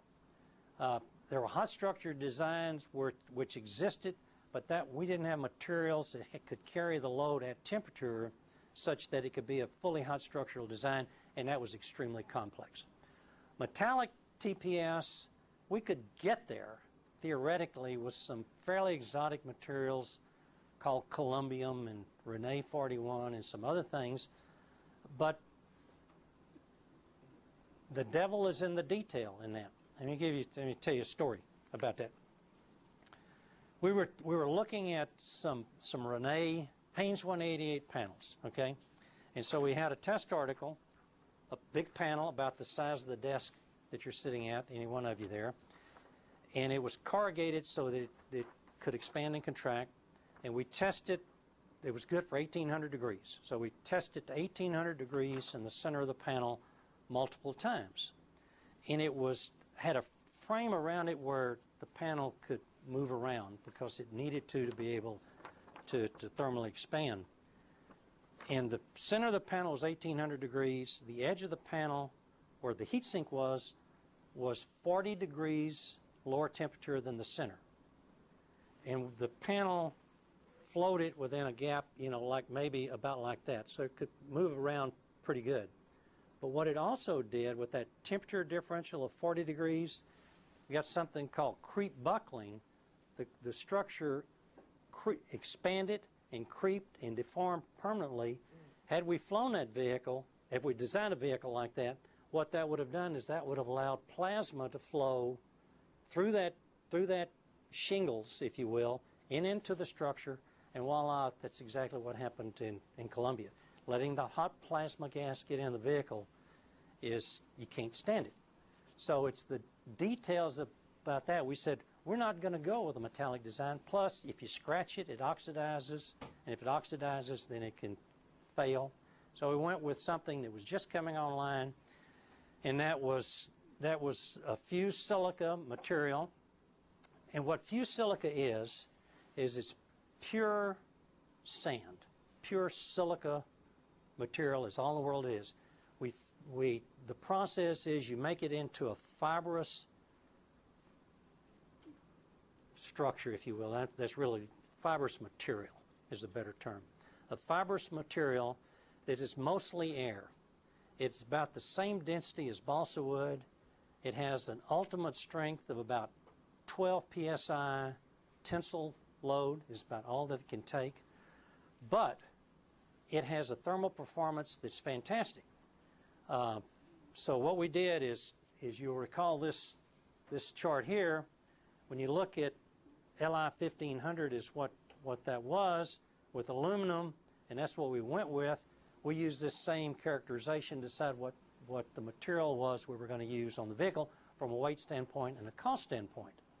The tiles, the way they work thermally like this is that the low strength, brittle, almost like glassy material, it's a ceramic, is coated with a glass coating, literally a glass coating on the outside about 60 thousandths of an inch thick, and it's black. So as the vehicle comes back in and dissipates its energy through drag and heating, 90% of the heat is radiated away from the vehicle. 10% of it goes into the vehicle. But this is such a good thermal isolator, a poor thermal conductor, by the time the heat gets to the vehicle is back into an atmosphere where it's not heating anymore. So that dictated the thickness of these tiles, of this silica material. The vehicle has got almost 21,000 tiles on it. And they vary anywhere from a ½ inch thick up to about 3 inches thick. So it's sculptured to stay within the mold line because the aerodynamicist told us what it has to be. And so what we did is we sculptured the TPS so that we didn't have any more than we needed. Great job by all the thermal analysts. I mean, they did this fantastic. The structures. I want to mention when that said 9-pound or 22-pound tiles, that's not the weight of each individual tile. That's the density per cubic foot. Per cubic foot. Correct. Thank you, Jeff. What was the footnote about Columbia on that? On the last chart, Tom, you know, just the footnote about the difference in the Columbia approvals. Oh, let me come back to that in just 1 second. Okay. Well, I'll talk to you right now. This is something I had from some old material. I was just trying to get a characterization. What that said is on Columbia, there was an infrared sensor as an experiment, so the number of tiles varied on that vehicle compared to all the other vehicles because of this infrared thing at the top of the vertical stabilizer. I should have cut that off, but you're reading too close. So we thought, okay, let's figure out how to take this fragile material and put it on this aluminum structure which has a high thermal coefficient of expansion. The tiles have almost a 0 thermal coefficient of expansion, so we said we've got to isolate that. So we put a strain isolation pad. Yep. I'd like to know why is two different kinds of tiles with two different density? Why do they vary in density? Yeah. Because primarily for strength. Okay, for one of the things. And the LI 900, LI 2200 was a little bit higher temperature capability. Okay, it was a little bit higher temperature capability, and I don't remember. It was 22 pounds per kilo. Yeah, but it had a little higher peak temperature capability, and that was dictated by one of the failure modes of a tile was if you exceed the temperature too much, it starts slumping. I don't want to say melting, but it begins to distort. And an LI 2200 didn't distort to the same extent that an LI 900 tile did. Yeah, but yeah. So we said, okay, let's isolate the structure here from this material up here, which is required to keep from failing all these tiles. So we put something under between them, was just a very loosely woven felt material. Okay, So now we prove that the aluminum can expand all it wants to, or within limits. We looked at it realistically, and that the tile was okay, except the tile couldn't be too large because of this relative expansion and contraction. So that dictated the size of the tile. So we literally pre-cracked, if you will, we put expansion joints, another way of looking at it. A typical tile is 6 inches by 6 inches when it gets into the highly heated area. So now all of a sudden we've got some room for the tile to move relative to one another, structure to move underneath it because of the strain isolation pad, and we said, voila, we got this problem fixed. We're good to go. I'm going to come back to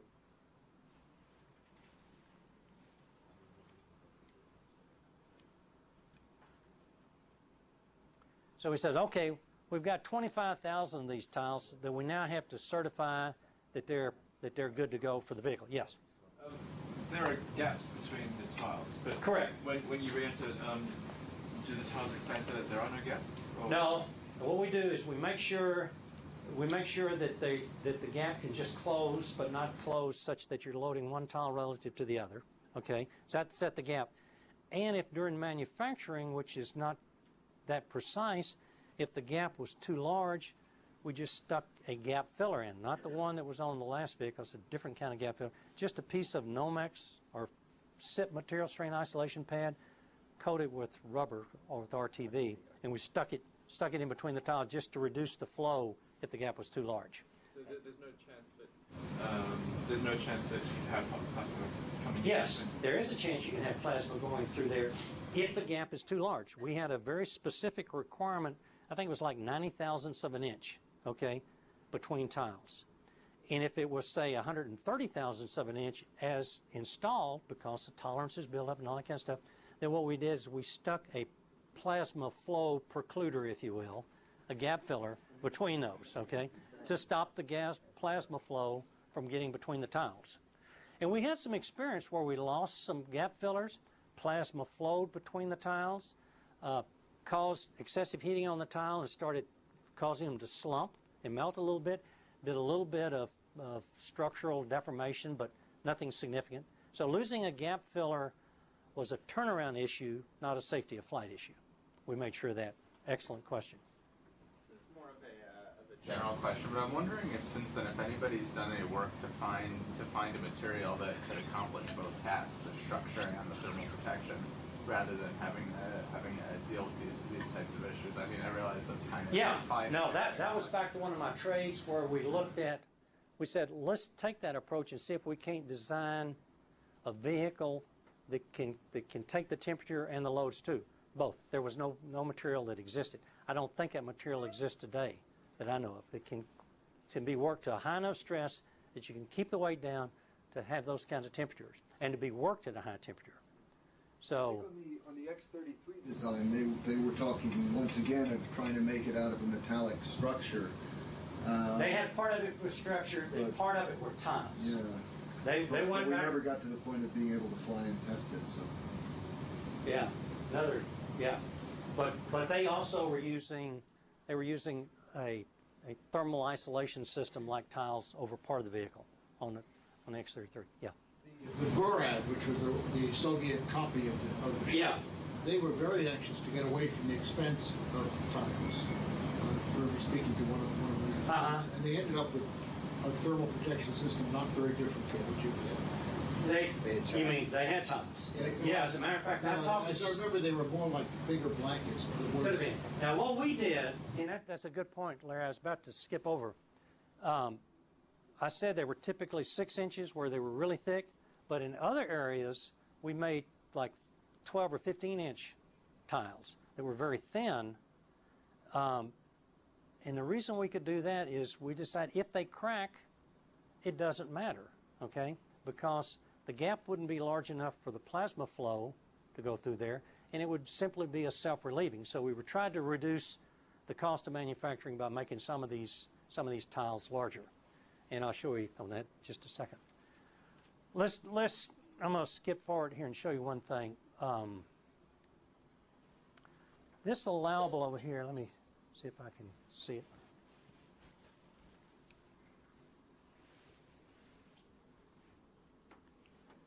that's 50 thousandths of an inch.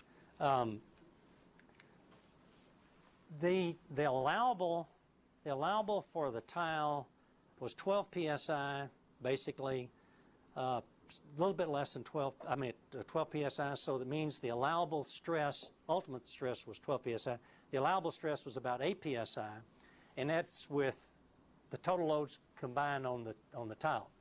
What do you have to consider in one of these tiles, one of these 25,000 tiles that you have to assure is not going to come off the vehicle?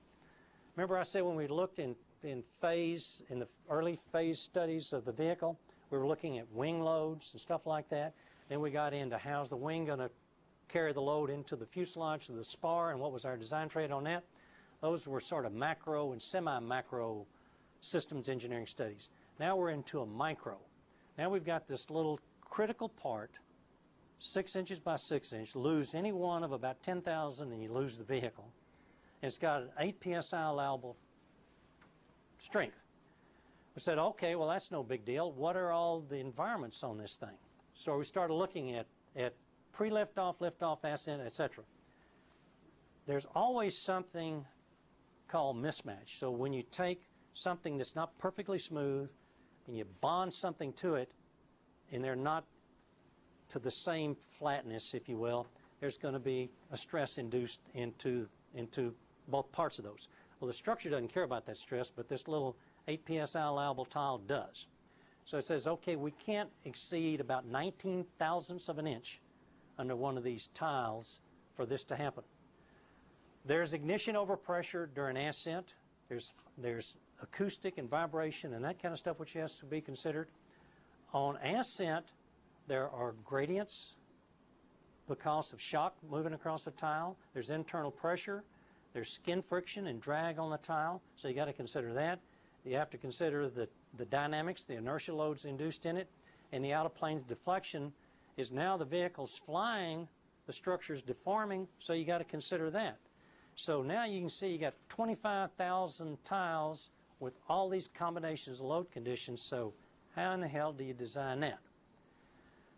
So this is the characterization of it. This is what happens with a structural deformation of like 10 thousandths of an inch deflection underneath a tile with that kind of formation causes 1 psi, and it's linear almost.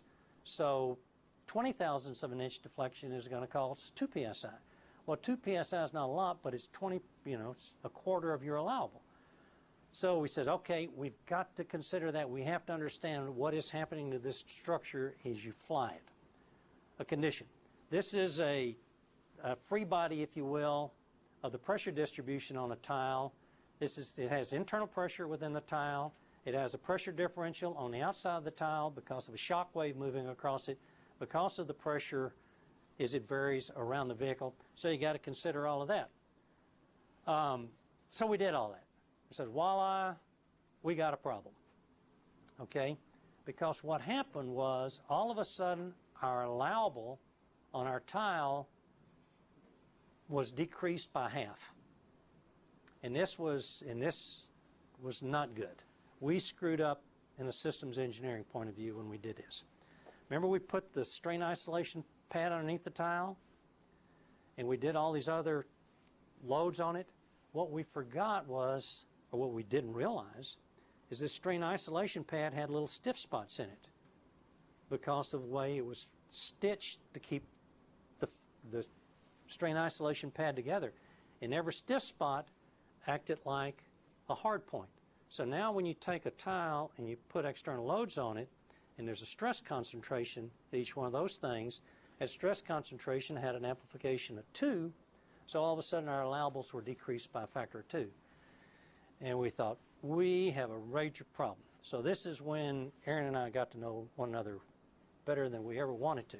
We met every day on this thing. We had tiles bonded all over the vehicle. Necessity was the mother of invention.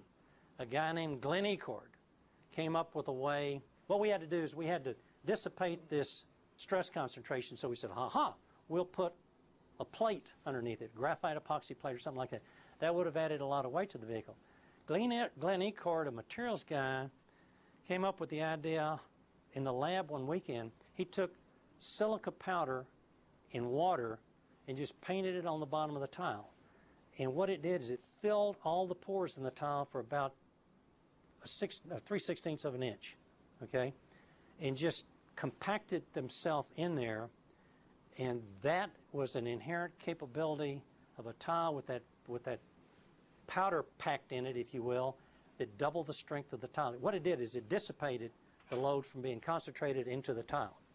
So without almost any weight, some cost, we had to pull some tiles off the vehicle and densify them. Now all tiles are densified. I meant to bring one, show you today, but I didn't. Analytically, we went through 25,000 tiles.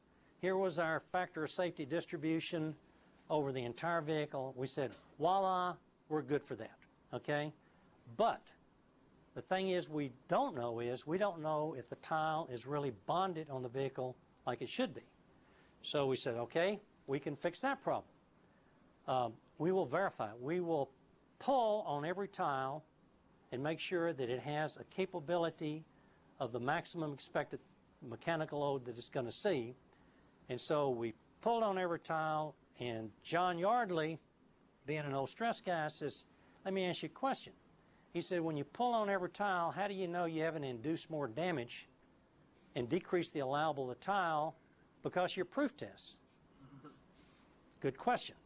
Said, easy answer. We'll put a microphone on every tile and we'll characterize the sound of the tile as we pull up on it, and we will get a sound allowable, if you will, for proof testing the tile. We did that on every tile that had to be proof tested. We had an acoustic emission, we had a microphone on there, we had an acoustic emission device, we characterized all these tiles, and we did it, okay? Another little necessity of, mother's necessity of invention. Then I'm not going to go through this. You'll get a handout of this. But what this did is it says you can't proof load every tile. Every tile is not densified. Some tiles are thick. Some tiles are thin. But prove to is under no uncertain conditions that you are safe to fly. So we went through this logic on everything. Some of these things had gates that said go directly to fly. Others we had to go through. Others we had to pull off the vehicle and densify and proof load and do a bunch of other things to prove that they were okay. So we got there. Okay, now we're into operations. So what? Yeah, I know. I've got 3 minutes left. Can I have all three? Okay. So here's what we did. We did some pretty innovative things in this thing, and I think I've shown you some of that stuff. But what were the surprises we had on the first flight? Not very many. As we were going uphill, I told you about the plume effect from the engines blocking the flow. That caused the pressure distribution on the wing to be different than we designed for. The center of pressure was further aft and outboard. That loaded up the wing more. It could not fly to the design conditions that we needed to under worst case. And I'll tell you what we did on that. Well, let me just tell you right now. So what we did is we did almost day of launch wind analysis, loads analysis for the wings with load indicators in the wing to understand what a specific flight regime was going to do for that vehicle. And we literally designed the trajectories for the first 6 or 8 or 10 shuttle flights so it stayed within a reduced capability of the vehicle. Because we'd characterized it so well, we could do that. The other thing was the center of the overpressure of the vehicle. When the main engines lit off, there was an accumulation of hydrogen gas underneath the vehicle, and as soon as the engines fired, it ignited that hydrogen and it sent a big shock wave up the vehicle. Could have been pretty bad, but it wasn't, so we fixed that by isolating the isolation and also burning it off prior to engine ignition. And then we got some tile damage from external tank. We fixed that. After about second or third flight on the external tank, we changed the foam process and controlled that. And so those were our only surprises. I do want to, you remember the chart that I showed you, all the combined environments on a tile? This is not politically correct what I'm going to say, but I'm going to say it anyway. The shock waves, the pressure, the out-of-plane deformation, all that, you didn't see debris any place on that chart. Those tiles are not designed for debris. Period. You can rationalize it, you can arm wave it, you can statistically analyze it. The vehicle is not designed to fly in debris. It can take every other thing it's designed for, but it can't take what it's not designed for. So the engineers today have two choices. They can either eliminate the debris from the external tank, or in my judgment, they can go back and recertify the tiles for the expected debris. And that's probably not too big a deal, but they can't say, we're ready to fly going through a logic matrix like I did until they do that. Okay, guys and gals, here's the challenge. Here's some challenges for you. As you go through from the beginning of a program, and like you'd be looking at this crew exploration vehicle, what other parameters would you look at other than what I've shown you here, and what tools would you use? On the combined thermal and mechanical, I think a lot can be done on that. I don't know what all the computing capability is today, but I think that you could really simplify and probably decrease the weight of a vehicle by doing that. Could they be made more rugged? Yeah, they probably could, but be careful. This is a big systems engineering issue, and it's a political issue. And I'm going to get off the stage here. 1 second. Should there be a crew escape system, a dedicated crew escape system, or should the reliability be built in the vehicle? And I promise you that answer is not no. It may be known from a political standpoint that you have to have a crew escape system. It may not be, and that's okay. If that's a requirement, that's a requirement. But a total system crew safety reliability, that's not obvious. It depends on what the design is and what the reliability of the constitutive elements are. How would you fix the ET? Put shrink wrap all over it, okay? Another thing that's not part of the curriculum here is political systems engineering. You can have the best engineering design in the world, but if you don't have the political support in a program like this, it doesn't matter. So how does political influence come into a systems engineering thing? Kind of like the crew escape system. Thank you.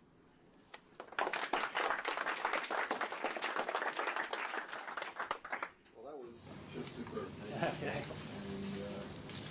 And this is hopefully the first of many lectures which will take us to a much greater depth than what we did with shuttle systems. Okay, good.